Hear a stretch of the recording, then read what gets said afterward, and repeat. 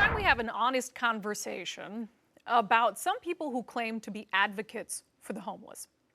People who show up to protest and try to stop homeless camps from being swept, or people who get the homeless hotel rooms only to stop paying for those rooms to make a point about housing for all.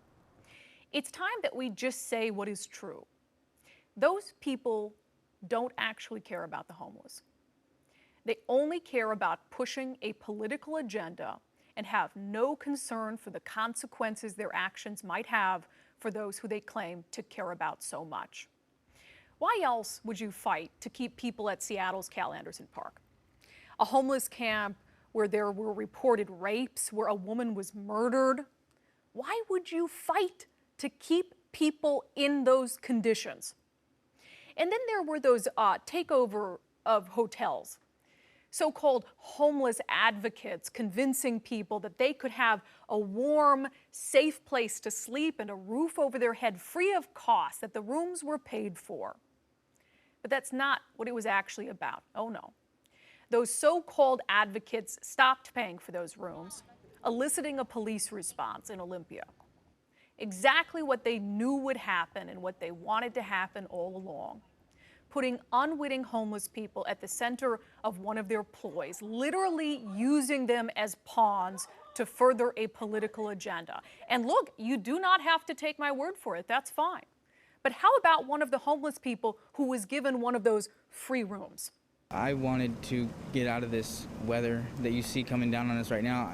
It's been a long time since I've been able to get a nice bed and a shower and stuff like that. So when I was told that I had an opportunity to get that, I jumped on it. Everything that followed after that was absolutely not in any way my consent or I'm not okay with it at all. Not okay with it at all.